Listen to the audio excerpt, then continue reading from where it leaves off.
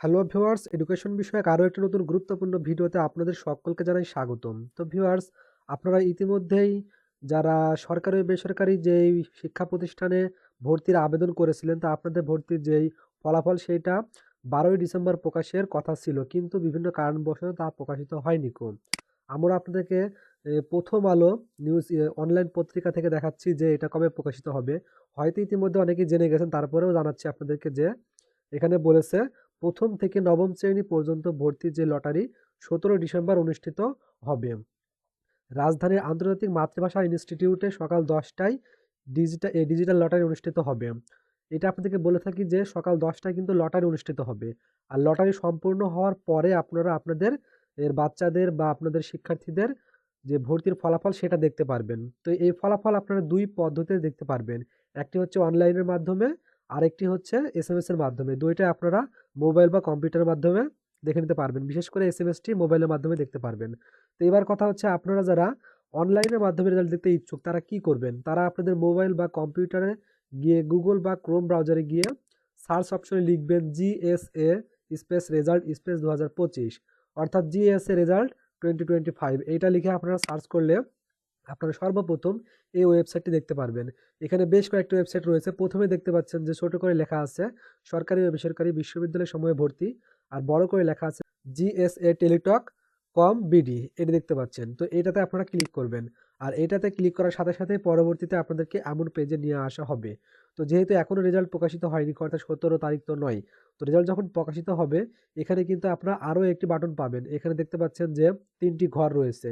3টি ঘরে এখানে আবেদনপত্রের কপি ডাউনলোড সরকারি বেসরকারি, এটা কিন্তু এক একটি বাটন। তো এরকম আরেকটি ঘর তখন থাকবে, সেখানে থাকবে যে সরকারি যে ফলাফল, বেসরকারি ফলাফল, এটা দেখতে পারবেন। তো আপনারা সরকারিতে ক্লিক করে সরকারি ও বেসরকারিতে ক্লিক করে বেসরকারি ফলাফল দেখে নিতে পারবেন।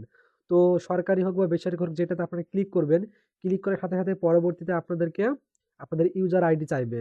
তো সেইটা কি? সেইটা হচ্ছে আপনারা যারা আবেদন করেছিলেন, দেখতে পাচ্ছেন আমি একটি অ্যাপ্লিকেন্ট কপি আপনাদের সামনে তুলে ধরেছি। এটা আমাদের তথ্যের সিকিউরিটি সুবিধার্থে গোটাটা আমরা লাল করে রেখেছি। তো যে আবেদনের কপি সেটা দেখতে পাচ্ছেন, এই প্রথমে রয়েছে ইউজার আইডি, আর এখানে সেই আইডিটির নাম্বারটি থাকবে। এখানে নাম্বার থাকতে পারে, সংখ্যা থাকতে পারে, যার কাছে যেটা রয়েছে তার হচ্ছে সেইটা ইউজার আইডি। তো আপনারা সেই সরকারি রেজাল্ট দেখলে সরকারিতে এবং বেসরকারি রেজাল্ট দেখলে সেই বেসরকারিতে প্রবেশ করার পরে ইউজার আইডিটি দিয়ে সাবমিট অপশনে ক্লিক করে আপনারা আপনাদের রেজাল্ট দেখে নিতে পারবেন। এবার কথা হচ্ছে, আপনারা যারা মোবাইলে এসএমএস এর মাধ্যমে রেজাল্ট দেখতে ইচ্ছুক তারা কি করবেন? তারা আপনাদের মোবাইলের মেসেজ অপশনে গিয়ে, অর্থাৎ যেখানে আপনারা এসএমএস লিখেন সেই অপশনে গিয়ে লিখবেন হচ্ছে বড় হাতের জিএসএ স্পেস, অর্থাৎ একটু ফাঁকা দিবেন, তারপরে রেজাল্ট RESULT রেজাল্ট সব বড় হাতের দিবেন, দিয়ে আপনাদের ইউজার আইডি দিয়ে সেন্ড করতে হবে এসএমএসটি 16222 এই নাম্বারে। দেখতে পাচ্ছেন আমি একটু উদাহরণ দিয়েছি। এখানে উদাহরণ জিএসএ স্পেস রেজাল্ট দিয়ে আপনার ইউজার আইডি যা হবে আপনি ঠিক তাই দিবেন।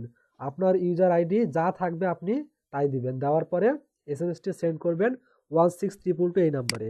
তবে আপনাদেরকে বলে থেকে আপনাদের মোবাইলে অবশ্যই আনুমানিক 3 টাকার মতন থাকতে হবে। এক্ষেত্রে এসএমএসটি পাঠানোর সাথে সাথে তারা কিছু টাকা কেটে নেবে, এমনকি পরবর্তী ফিরতি এসএমএস এর মাধ্যমে আপনাদের রেজাল্ট জানিয়ে দেবে। বিশেষ দ্রষ্টব্য হচ্ছে যে টেলিটক সিম দিয়ে এই নিয়মে সহজেই আপনারা রেজাল্ট দেখে নিতে পারবেন। তো ভিউয়ার্স, আশা করি আজকের এই ভিডিওর মাধ্যমে আপনারা আপনাদের শিক্ষার্থী বা বাচ্চার ফলাফল দেখে নিতে পারবেন অনলাইনের মাধ্যমে এবং মোবাইল এসএমএস এর মাধ্যমে।